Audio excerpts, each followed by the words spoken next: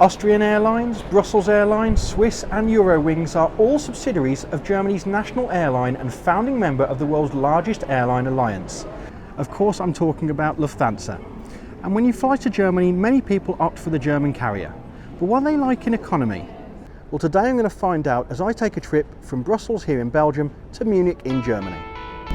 Welcome to Edgington, Airborne. Let's get going.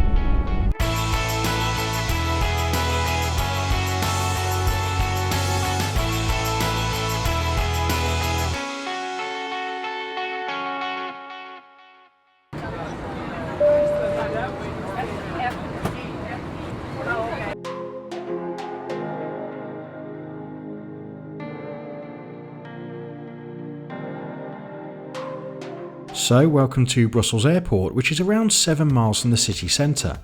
The check-in area here is vast, with a few shops and restaurants near the security area.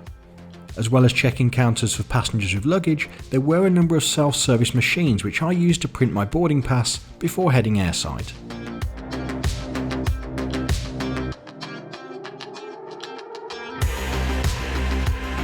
After clearing security, I headed for the A gate where my flight was scheduled to depart. Now, I've not been through this area of the airport before and it definitely impressed me.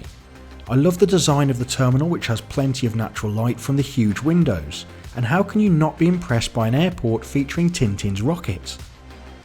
One thing to bear in mind in Brussels Airport is the sheer size of it. Reaching the gates can take a while, but there's plenty of seating, many of which also feature power sockets.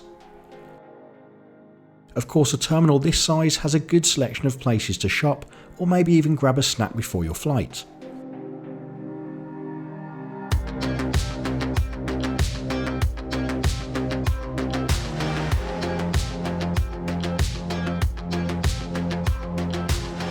So that's a quick trip around Brussels Airport.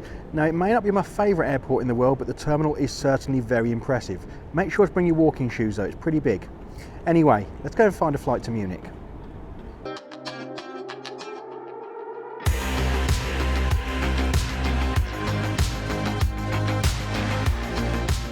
Warm welcome on board this aircraft towards Munich. My name is Oliver Glöckler, I'm your host with captain, and together with my whole crew we are all flying you now towards Munich.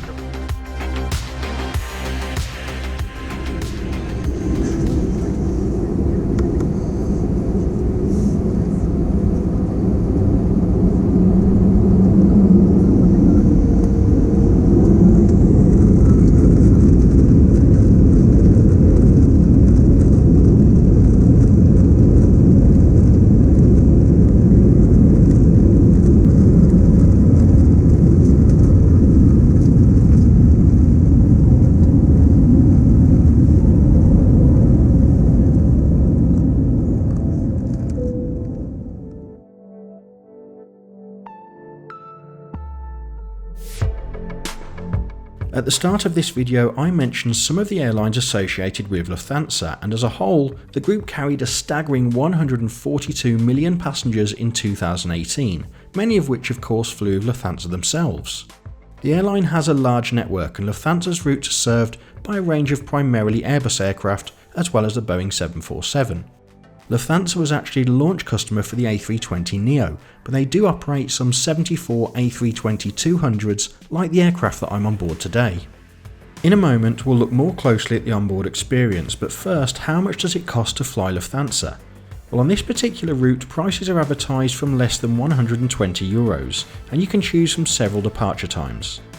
In economy, you can also choose from 3 fare classes, with the more expensive options offering benefits such as checked luggage and seat selection. So what's it like on board Lufthansa? Well, this A320 can seat up to 180 passengers, although this will be altered depending on how many business class passengers are on board.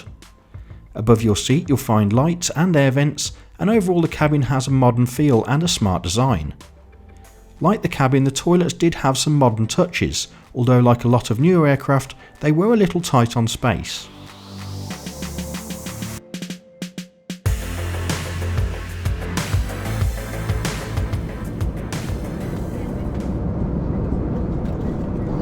So far, I must say, a very comfortable flight with Lufthansa, and let's take a look at the comfort you can find and the seat area on the A320. Depending on your fare class, standard seat selection may be free of charge when booking with Lufthansa. As with the majority of airlines, you also have the option of paying a little more for extra space on board. Now we'll start by looking at the side of the seat, which is where you'll find a small coat hook, which is a useful feature during winter months. At the top of the seat is a literature pocket, and of course in here you'll find the ever important safety card, Lufthansa shopping guide, and the Lufthansa in-flight magazine. This seat design is very common, and you'll see the literature pocket is exposed, so it's only really useful to keep the magazine secure. Your tray table is quite a good size with a decent amount of usable space, and there's room for 2 drinks just in case you're particularly thirsty in flight. You can also slightly adjust the tray table to bring it closer to you if necessary. Further down the seat is a netted storage area which is large enough for a notebook or even an iPad, and the highlight of this seat for me personally is the legroom. I found the space provided very comfortable on this flight. As you can see here, the Lufthansa seat is a very slimline design, but I do like the appearance of it overall. A benefit of choosing Lufthansa is that all passengers will receive a complimentary refreshment on board. On this trip I was provided a pretty tasty cheese and herb sandwich and my choice of drink. Now it may not be much, but it's certainly welcome for someone who often flies with low-cost airlines. With no in-flight entertainment available, I pass the time on board by taking a look at the magazines provided. Now if you have a craving for Lufthansa branded products, then the World Shop will be well worth a look.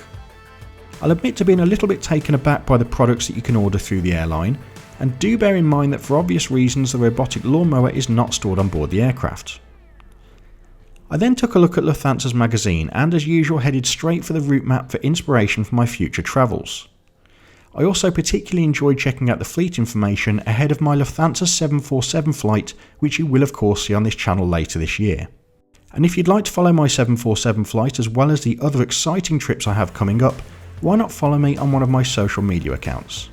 You can now also gain early access to my videos via my Patreon page.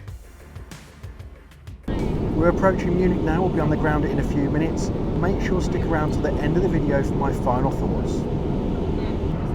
I wish you a nice day in Munich, or respectively a good onward journey.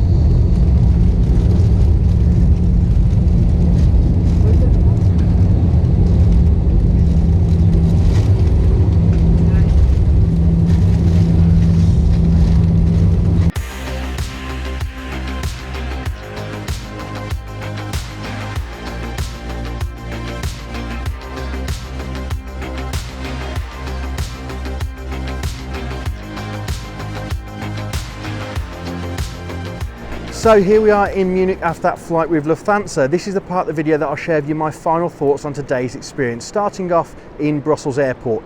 And I really enjoyed my time in the terminal today, particularly in the A gates that I departed from. There was plenty to see and do, a good selection of shops and restaurants. Also, I did like the design of the terminal as a whole. I would say that the distances to some of the gates can be quite large, so particularly for passengers with disabilities or for young children, it can be quite tiring getting all the way down to the end of the concourse. Another thing that I would mention is that the boarding in Brussels was pretty poor. The gate agents didn't really have any control of the passengers, it all became a bit of a scrum. Then the flight itself with Lufthansa, it was pretty flawless, I must say. The aircraft was pretty clean and tidy. I had a very comfortable seat on board today. It's always nice having a free snack and drink on a national carrier. Some airlines of course don't do that anymore.